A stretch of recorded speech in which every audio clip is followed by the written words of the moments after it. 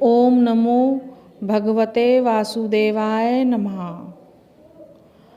1 दिसंबर को मोक्षदा एकादशी पूजा के समय व्रत कथा जाने और मुहूर्त पारण का समय जाने।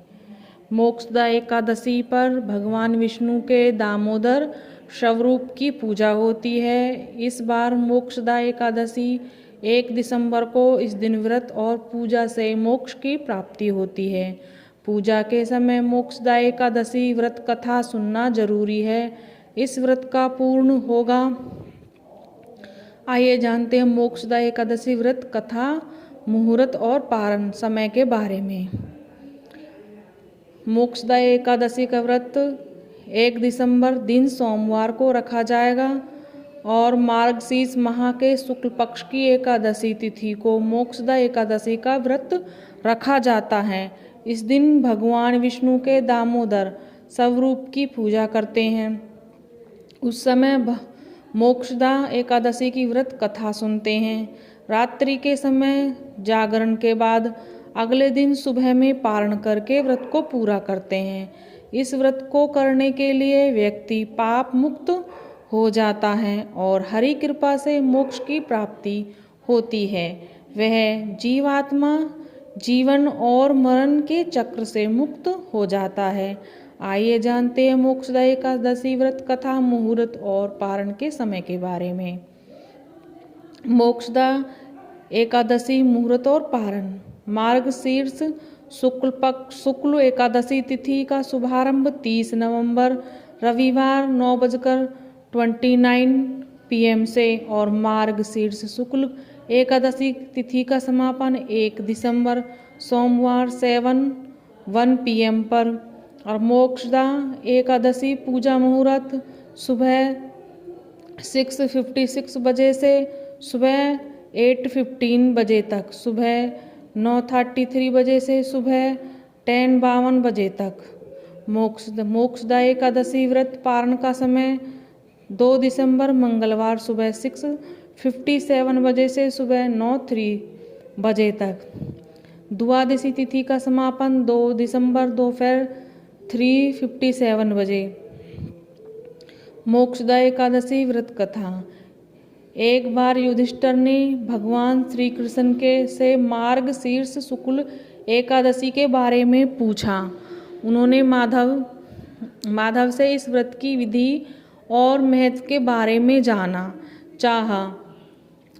इससे निवेदन पर भगवान श्री कृष्ण ने उनको बताया कि जो लोग मार्गशीर्ष शुक्ल पक्ष एकादशी का व्रत रखते हैं उनके सभी पाप मिट जाते हैं और उनको मृत्यु के बाद मोक्ष की प्राप्ति होती है। यह एकादशी व्रत मोक्ष प्रदान करने वाला होता है, इसलिए यह मोक्षदा एकादशी के नाम से जाना जाता है।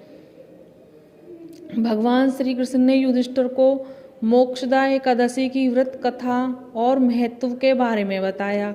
मोक्षदा एकादशी कथा के अनुसार गोकुल नगर में वैखानस नाम का राजा था। एक रात वह सोया हुआ था, तभी उसके सपने में उसके पिता दिखाई दिए। वे नरक में थे और यम के कष्टों को भोग रहे थे। सुबह जब नींद खुली तो वह काफी दुखी था। राजा वैखानस ने अपने दरबार में विद्वानों और मंत्रियों को बुलवाया, फिर सपने की बात बताई।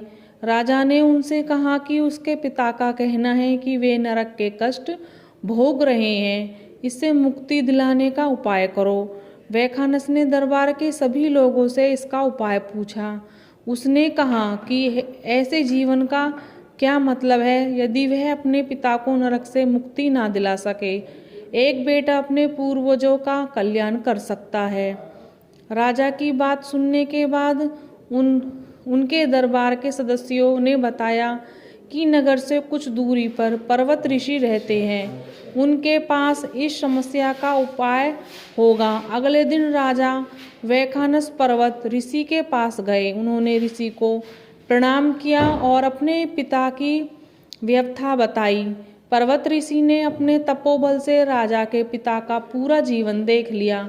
उसके बाद उन्होंने राजा वैखानस से कहा कि पूर्व जन्म में आपके पिता ने काम वासना की वजह से एक पत्नी को रति दी थी, लेकिन उसके कहने पर दूसरी पत्नी को ऋतुदान नहीं किया।